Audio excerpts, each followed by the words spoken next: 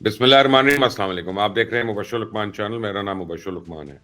اب بھارت نے کراچی پر حملے کی ایک نئی دھمکی دے دی ہے۔ اسرائیل نے گولڈن سموتھ فلوٹیلا کے اراکین کو جیل بھیج دیا اور یورپ میں صہیونی جارحیت کے خلاف مظاہرے ہوئے ہیں۔ نورستان اور کنڑ بارڈر پر پاک افغان فورسز کے درمیان جھڑپیں ہوئی ہیں۔ افغان وزیر خارجہ ملا متقی جو ہیں وہ انڈیا کے دورے پہ ہیں۔ تو جنگ کے بھی کچھ قاعدے قانون ہوتے ہیں، لیکن اسرائیل نے یہ گلوبل فلوٹیلا کے اراکین کو گرفتار کر پوری دنیا کو پیغام دیا ہے کہ وہ نہ تو کسی قاعدے قانون کا پابند ہے، نہ ہی انسانی اور اخلاقی اقدار سے اسے کوئی سروکار ہے۔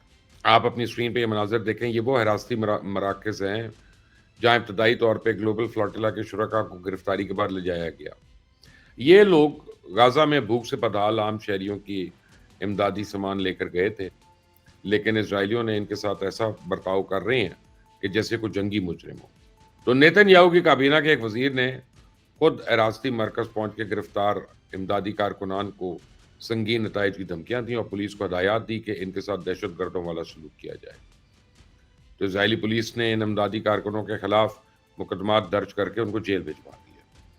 تو ابھی تک انسانی حقوق کے کسی ادارے کو ان گرفتار امدادی کارکنوں تک رسائی نہیں دی گئی، نہ ہی ان کے لیے کسی قسم کی کوئی لیگل ایڈ کا کوئی بندوبست ہوا ہے، اور اسرائیل کے شرمناک اقدام کے خلاف پوری دنیا میں احتجاج شروع ہو گیا۔ یورپ بھر میں عام شہری سڑکوں پہ نکل کر اپنی اپنی حکومتوں سے مطالبہ کر رہے ہیں کہ وہ فلوٹیلا کے اراکین کی بحفاظت رہائی کے لیے اقدامات کریں۔ اب آپ کو اپنی اسکرین پہ جو مناظر دکھائی دے رہے ہیں وہ اٹلی کے ہیں، جہاں لوگوں نے دھرنا دے کے ٹرین سروس معطل کر دی ہے۔ تو جرمنی میں پولیس زور زبردستی مظاہرین کو منتشر تو کر رہی ہے، لیکن عوامی غم و غصہ بے قابو ہے۔ اردن میں، ڈنمارک میں، اسپین میں، فرانس میں اور ناروے میں بھی لوگ سڑکیں جام کر رہے ہیں۔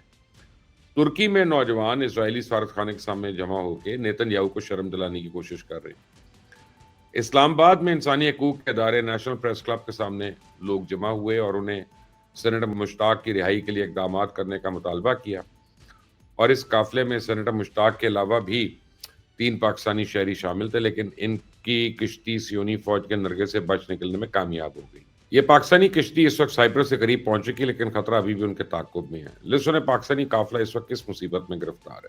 2 کشتیاں تھیں الحمدللہ جنہوں نے اسرائیلی جہازوں کو چکمہ دے کر نکلنے میں کامیابی حاصل کی۔ ان میں سے ایک ہماری کشتی تھی جس کا تقریباً 1 گھنٹہ مسلسل تعاقب کیا گیا اسرائیلی بحری جہازوں کے ساتھ اور ایک ان کے ڈرونز وغیرہ کے ساتھ، لیکن الحمدللہ ہم بخیر وعافیت ان کو چکمہ دے کر نکلنے میں کامیاب ہوئے الحمدللہ۔ اس کے بعد ہمارا مسلسل یہ سفر سائپرس کی طرف رواں دواں ہے۔ تو پریزیڈنٹ ٹرمپ کے امن فارمولے میں دوحہ میں موجود حماس کی قیادت تاحال کسی نتیجے پہ نہیں پہنچی ہے۔ اگرچہ قطر نے امید ظاہر کی تھی کہ بدھ کے روز تک کوئی نہ کوئی حتمی اعلان سامنے آ جائے گا، لیکن ابھی ایسی اطلاعات سامنے آ رہی ہیں کہ غزہ میں موجود حماس کے رہنماؤں نے صدر ٹرمپ کا 20 نکاتی فارمولہ مسترد کرتے ہوئے مسلح جدوجہد جاری رکھنے کا اعلان کر دیا۔ تو اس حوالے سے حماس کا ایک رہنما کا ویڈیو پیغام سوشل میڈیا پہ وائرل ہے، لیکن ابھی تک اس کی تصدیق نہیں ہو سکی ہے کہ آیا یہ ویڈیو پیغام واقعی حماس کی قیادت کی جانب سے جاری کیا گیا یا کسی نے فیک ویڈیو کے ذریعے دوحہ میں جاری مذاکراتی عمل کو نقصان پہنچانے کی کوئی سازش کی ہے۔ تاہم بی بی سی اب اس بات کی تصدیق کر رہی ہے کہ حماس مسلح جدوجہد جاری رکھنے کے لیے پرعزم ہے۔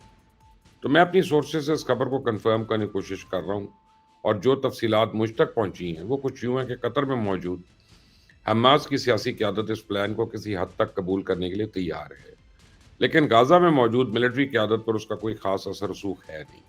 اسے قطر میں موجود سیاسی قیادت جو ہے ٹرمپ کا پلان قبول کرنے کا اعلان کر دے تو بھی اس کا کوئی فائدہ نہیں ہوگا، کیونکہ سیز فائر کی بنیادی شرط جو ہے وہ یرغمالیوں کی رہائی ہے، اور یرغمالی اس وقت حماس کی ملٹری قیادت کے پاس ہے۔ ان کی جانب سے یرغمالیوں کی رہائی سے انکار اس سارے عمل کو سبوٹاج کر سکتا ہے۔ میں سمجھتا ہوں کہ غزہ میں سیز فائر کے لیے اگلے 72 گھنٹے انتہائی اہم ہیں۔ ساری نظریں اس وقت قطر پر ہیں، دیکھتے ہیں کہ دوحہ سے اب کیا فیصلہ سامنے آتا ہے۔ بہرحال جو آپ کو میں نے اہم خبر پہلے دی تھی وہ یہ ہے کہ بھارت میں اس وقت جنگی جنون عروج پہ ہے۔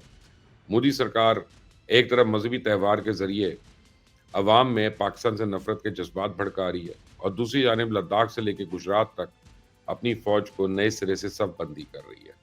آپ اپنی اسکرین پہ یہ مناظر دیکھیں، یہ دسہرے کا تہوار منایا جا رہا ہے، اور اس مذہبی تہوار میں آپریشن سندور کی جھوٹ پر اپنی ڈاکیومنٹری دکھا کے لوگوں میں اشتعال پھیلانے کی کوشش کی جا رہی ہے.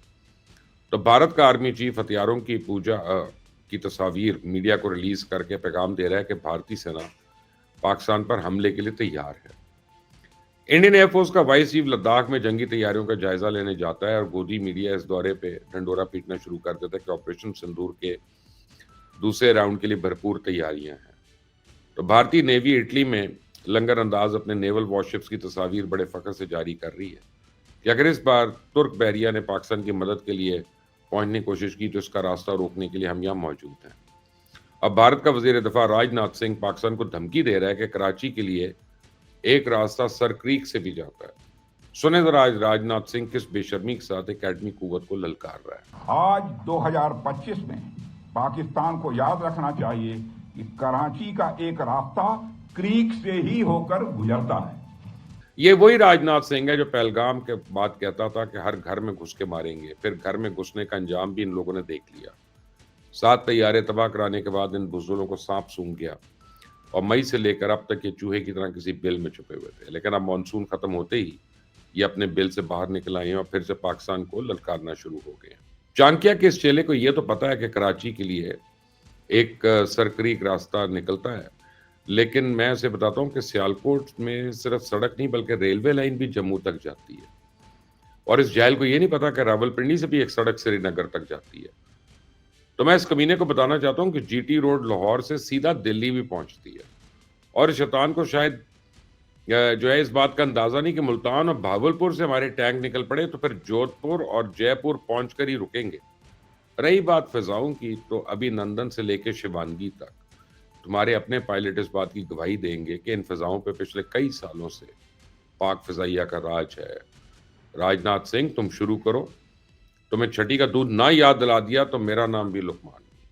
پچھلی بار تمہیں صرف یہ بتایا تھا کہ جنگی جہاز اڑتے کیسے ہیں یا اڑائے کیسے جاتے ہیں. اس بار تمہیں بتائیں گے کہ راکٹس کیسے داغے جاتے ہیں.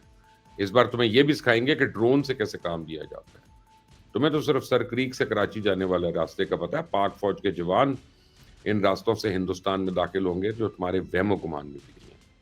اور ہماری راکٹ فورس کو تو الحمدللہ کسی راستے پہ سڑک یا پل کی بھی ضرورت نہیں ہے. بس تم شروع کرو. ختم ہم نے کرنا ہے اس بار. تمہیں بتا دیں گے کہ جنگ ہوتی کیا ہے, یہ لڑی کیسے جاتی ہے اور کیسے اپنی شرائط پہ ختم کی جاتی ہے. اور اب یہ تو ہو نہیں سکتا کہ انڈیا جنگ کا راگ چھیڑے اور کابل انتظامیہ اس پہ خاموش بیٹھی رہے. صرف کل عدم ٹی ٹی پی کے کارندے بھارتی جنگی حکمت عملی پر عمل کرتے ہوئے غول کی صورت میں پاکستان میں دراندازی کر رہے تھے, لیکن اب افغان شہری بھی ان کے ساتھ مل کر حملے کر رہے ہیں.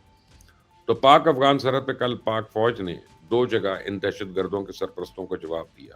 پہلے کنڑ میں پاک فوج کے جوانوں نے دہشت گردوں کے سرپرست طالبان ملیشیا کو انگیج کیا. بعد میں نورستان یعنی چترال بارڈر پہ بھی بات بڑھ گئی. میں نے پہلے بھی دعویٰ کیا تھا کہ انڈین بگرام ایئر بیس کے لیے سہولت کاری کر رہا ہے اور امریکہ اور افغان طالبان کے درمیان کوئی معاہدہ کرانے کے لیے سرگرم ہے. بریکنگ نیوز یہ کہ طالبان نے بگرام ایئر بیس کو خالی کرنا شروع کر دیا اور وہاں موجود امریکن اسلحہ دیگر مقامات پہ منتقل کرنا شروع کر دیا.